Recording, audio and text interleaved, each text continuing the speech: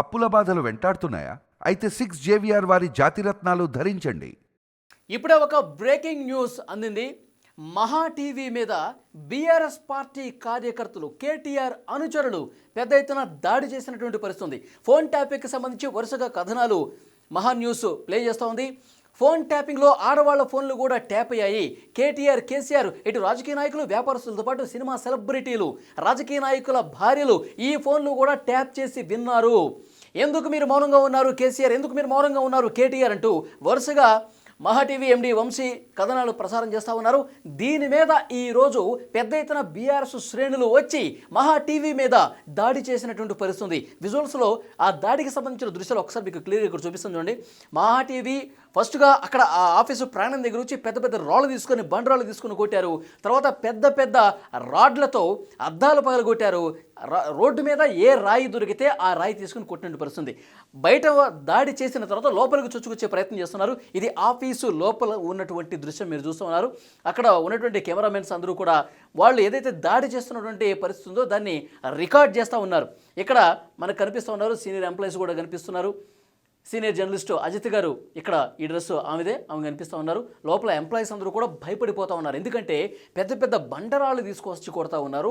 పెద్ద పెద్ద రాడ్లు తీసుకొచ్చి మా కేటీఆర్ని అంటావా, మా రామన్ననే అంటావా, నీ అంతు తేలుస్తాం, వంశీ బయటికి రా, ఈ ఎంప్లాయీస్ ఎవరూ కూడా ఇక్కడ వర్క్ చేయడానికి వీల్లేదు, మా పార్టీని మా నాయకుడిని అంత దారుణంగా మీరు ప్రశ్నిస్తారా, ఖబర్దార్ అంటూ రాడ్లు తీసుకొని కొడుతున్నటువంటి పరిస్థితి ఉంది. విజువల్స్ ఇక్కడ కూడా మనం చూడొచ్చు. ఆఫీసు బయట ఉన్నటువంటి పరిస్థితి ఒక్కసారి మీకు చూపించే ప్రయత్నం చేస్తా. దాదాపు ఒక 10-15 మంది వచ్చారు. ఆయుధాలతో వచ్చారు, రాడ్లతో వచ్చారు. బయట ఉన్న కార్లు, ఏదైతే బయట పార్క్ చేస్తున్నటువంటి కార్ల మీద కూడా ఇష్టారీతన దాడి చేసినటువంటి పరిస్థితి ఇక్కడ మీరు చాలా స్పష్టంగా చూస్తూ ఉన్నారు. కార్లు అన్నీ కూడా ఏ విధంగా ధ్వంసం చేస్తున్నారో కూడా చూడొచ్చు. మా కేటీఆర్ని ప్రశ్నిస్తారా, ఇక్కడ చూసారా, అదిగో ఇక్కడ చూడండి, చాలా క్లియర్గా మీరు దాడి దృశ్యాలు చూస్తూ ఉన్నారు. మా రామన్నను అంటావా అంటూ బీఆర్ఎస్ పార్టీ కార్యకర్తలు, కేటీఆర్ అనుచరులు పెద్ద ఎత్తున వాగ్వాదానికి దిగుతున్నటువంటి పరిస్థితి ఉంది. ఈ వీడియోని కవర్ చేస్తున్నటువంటి అక్కడ మీడియాతో కూడా వాళ్ళు మాట్లాడుతూ ఉన్నారు. కేటీఆర్ని క్వశ్చన్ చేస్తూ ఉన్నారు కాబట్టి ఫోన్ ట్యాపింగ్ విషయంలో అసత్యాలు, అబద్ధాలు, తప్పుడు కథనాలు ప్రసారం చేస్తున్నారు, ఖబర్దార్ అంటూ మాట్లాడుతూ ఉన్నారు. బయట చూడండి, చేతిలో ఒక రాడ్డు కనిపిస్తూ ఉంది. అక్కడ కుండీలు పాలు కొడుతూ ఉన్నారు. కుండీలు తీసుకుని ఆఫీస్ మీద దాడి చేస్తూ ఉన్నారు. పైన ఫస్ట్ ఫ్లోర్ మొత్తం అద్దాలు ధ్వంసం చేశారు. విలువైనటువంటి కార్లకు సంబంధించిన అద్దాలు కూడా పూర్తిగా ధ్వంసమైనటువంటి పరిస్థితి. ఒక రణరంగాన్ని సృష్టించినటువంటి సిచ్యువేషన్ చాలా స్పష్టంగా ఇక్కడ మనకి కనిపిస్తోంది. మహా టీవీ ఆఫీస్ మీద ఒక భయానకమైనటువంటి దాడి, జర్నలిస్టుల మీద దాడి చేశారు. జర్నలిజం మీద రౌడీయిజం చూపించినటువంటి పరిస్థితి ఉంది అని మాట్లాడుతున్నారు. వంశీ వెంటనే మీడియాతో కూడా మాట్లాడారు. బీఆర్ఎస్ పార్టీ నాయకులు ఎవరైనా సరే, కేసీఆర్ కావచ్చు, కేటీఆర్ కావచ్చు, మేము ఏదైతే కథనాలు ప్రసారం చేస్తున్నామో రోజు పత్రికలో వచ్చేవే సిట్ ఇన్వెస్టిగేషన్ చేస్తుంది కదా, ఆ సిట్ ఇన్వెస్టిగేషన్లో వచ్చినటువంటి సమాచారమే మేము చెప్తా ఉన్నాం. కేటీఆర్ ఎందుకు ఇంతవరకు స్పందించలేదు? ఏదో ఫోన్ ట్యాపులు చేశారు, ప్రముఖుల ఫోన్లు ట్యాప్ చేశారు, వాళ్ళందరూ కూడా వాంగ్మూలాలు ఇస్తున్నటువంటి పరిస్థితి. రాజకీయాల్లో తెలంగాణకు సంబంధించి ఒక హాట్ టాపిక్ అనేటువంటి పరిస్థితి ఫోన్ ట్యాపింగ్ అనేది. మరి ఇంత జరుగుతున్నా అసలు ఏమీ జరగలేదు, మాకేం సంబంధం లేదు, ఇవన్నీ ఏంటి అని మీరు ఎందుకు మీడియా ముఖంగా వచ్చి మాట్లాడినటువంటి పరిస్థితి ఉంది. చూసారా, అంటే మహా టీవీ మీద దాడికి ఎంత భయంకరంగా జరిగిందో చూడొచ్చు.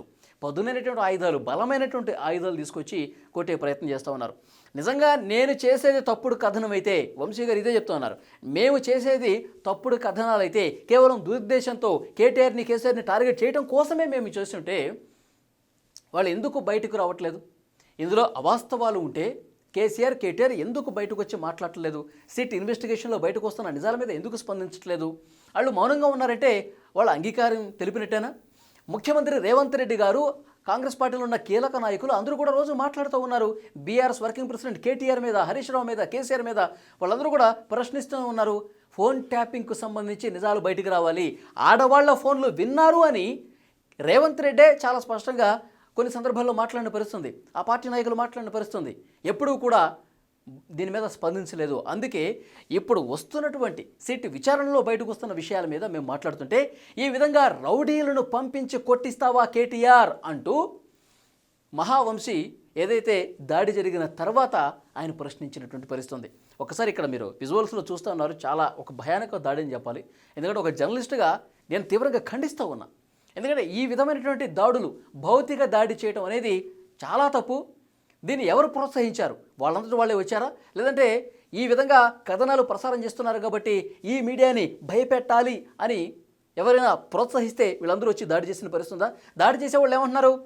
మా రామన్ననే అంటావా, మా కేటీఆర్నే అంటావా, ఈ విధంగా తప్పుడు కథనాలు ప్రసారం చేస్తారా, మా కేటీఆర్ను ఒక్క మాటన సహించలేదు ఖబర్దార్ అంటూ భయపెట్టే ప్రయత్నం చాలా స్పష్టంగా కనిపిస్తూ ఉంది.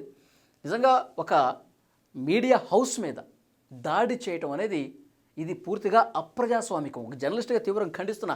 మీకు ఏదైనా ఇబ్బందికర పరిస్థితులు ఉంటే, మీకు ఏదైనా సరే ఇవి అవాస్తవాలంటే డిబేట్కి రండి, కూర్చోండి, మాట్లాడండి.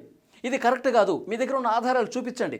సిట్ ఇన్వెస్టిగేషన్ చేస్తుంది కదా, సిట్ కూడా కొంత సమాచారం బయటకు వస్తూ ఉంది కదా, రోజు వార్తాపత్రికల్లో కథనాలు వస్తూ ఉన్నాయి కదా. ఆంధ్రజ్యోతి ఎండి ఆయన రాధాకృష్ణ గారు వాంగ్మూలం ఇచ్చారు కదా. ఆ తర్వాత చాలామంది వాంగ్మూలం ఇస్తున్నారు. బండి సంజయ్ గారు, మహేష్ కుమార్ గౌడ్ గారు, ఈటెల రాజేంద్ర గారు, వీళ్ళందరూ కూడా వాంగ్మూలాలు ఇవ్వాలని చెప్తున్నారు. ఆల్రెడీ కొంతమంది ఇచ్చినటువంటి పరిస్థితి ఉంది. మరి ఈ విషయాలన్నీ కూడా బయటకు వస్తే దీన్నే మేము మాట్లాడుతూ ఉన్నాం. చాలామంది హీరోయిన్లు ట్యాప్ అయినని చెప్పి అనుకుంటా ఉన్నారు. ఆ సమాచారం కూడా త్వరలో బయటకు వస్తుందని చెప్తా ఉన్నారు. అదే కదా మేము మాట్లాడేది, అదే కదా మేము ప్రసారం చేసింది. ప్రజాస్వామ్యంలో ఈ విధంగా భౌతిక దాడులు అనేవి కరెక్ట్ కాదు, అవసరమైతే చర్చకు రండి అని మహావంశీ చెప్తున్నటువంటి పరిస్థితి ఉంది. మరి ఈ దాడి జరిగిన తర్వాత కేటీఆర్ కావచ్చు, కేసీఆర్ కావచ్చు, బీఆర్ఎస్ పార్టీలో ఉన్న నాయకులు ఏం చెప్తారు? దీన్ని సమర్థిస్తారా? ఇది సరైనదే అని చెప్తారా? ఒక జర్నలిస్ట్గా అయితే నేను మాత్రం తీవ్రంగా ఖండిస్తున్నా. మనం టీవీ కూడా తీవ్రంగా ఖండిస్తుంది. ఈ విధమైనటువంటి భౌతిక దాడులకు పాల్పడటం అనేది ఇది ఒక నియంత చర్యగా చూడాల్సినటువంటి అవసరం ఉంది. ఇది ఒక అప్రజాస్వామిక చర్యగా చూడాల్సినటువంటి అవసరం ఉంది. ఈరోజు ఈ ఛానల్ మీద దాడి చేశారు, రేపు ఇంకో ఛానల్ మీద దాడి చేస్తారు. కాబట్టి వాస్తవాల ఆధారంగా ఏదైతే ఆధారాలు ఉంటాయో వాటిని బేస్ చేసుకొని చర్చించాల్సినటువంటి అవసరం ఉంది. మీకు నిజంగా మహా టీవీ పూర్తిగా అవాస్తవాలు ప్రసారం చేస్తుంది అనుకోండి, ఈ విధంగా దాడి చేసేస్తారా? ఆఫీస్ మీదకి వచ్చి ఎన్ని పగలగొట్టేస్తారా? డోర్లు పగలగొట్టేశారు, లోపల ఉన్న ఎంప్లాయీస్ని, జర్నలిస్టులను కూడా భయపెట్టే ప్రయత్నం చేశారు, కార్లు పగలగొట్టారు, మొత్తం కుండీలు పగలగొట్టారు, పైన ఫస్ట్ ఫ్లోర్లో అద్దాలు కూడా పూర్తిగా ధ్వంసం చేసేసినటువంటి పరిస్థితి ఉంది. సో డెఫినెట్గా దీన్ని తీవ్రంగా ఖండించాల్సినటువంటి అవసరం ఉంది.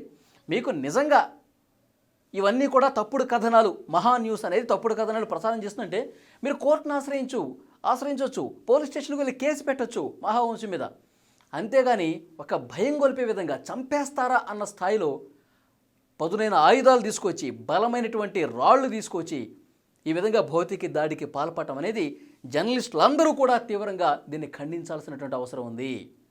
సో డెఫినెట్గా దీని మీద కేటీఆర్ ఎలా స్పందిస్తారని చూడాలి. ఎందుకంటే వారి పేరునే ప్రస్తావిస్తున్నారు. రామన్ననే అంటావా, కేటీఆర్నే అంటావా? ఇది ఎక్కడ ప్రజాస్వామ్యం అండి? ఈ విధంగా దాడులు చేసుకుంటూ పోతారా? మీకు నిజంగా ఇబ్బందికర పరిస్థితి ఉంటే, అన్యాయంగా తప్పుడు కథనాలు రాస్తుంటే వెళ్ళండి, న్యాయ పోరాటం చేయాలి, కంప్లైంట్ చేయాలి, మీరు పోలీస్ స్టేషన్కి వెళ్ళాలి, లేదంటే కోర్టును ఆశ్రయించాలి. మహావంశీ గారు మీ దగ్గర ఏం ఆధారాలు ఉన్నాయని చెప్పి మీరు మాట్లాడుతున్నారు. ఆడవాళ్ల ఫోన్లు విన్నాడు కేటీఆర్ అని చెప్పి మీ దగ్గర ఎలాంటి ఆధారం ఉంది? చూపించండి అని ప్రశ్నించాలా, కోర్టును ఆశ్రయించాల్సినటువంటి అవసరం ఉంది. కానీ ఈ విధంగా భౌతిక దాడి చేసి చంపేసే ప్రయత్నం అట్లా కనిపిస్తుంది. లోపల ఉన్న జర్నలిస్టులు వణికిపోయారు, దబా దబా దబా దబా బాత్తా ఉన్నారు.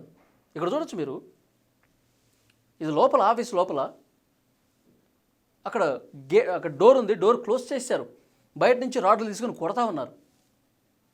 అంటే డోర్ లోపలికి వచ్చేస్తే, ఆఫీస్ రూమ్లోకి వచ్చేస్తే అందరి మీద రాడ్లతో దాడి చేసేస్తారా, తలకాయలు పగలు కొడతారా? ఇదే ప్రశ్నిస్తూ ఉన్నారు. సో డెఫినెట్గా దీని మీద బీఆర్ఎస్ ఎట్లా స్పందిస్తుంది, ఏమని సమర్థిస్తుందా, ఇది కరెక్ట్ కాదని చెప్తారా, ఏం జరుగుతుందో చూడాలి.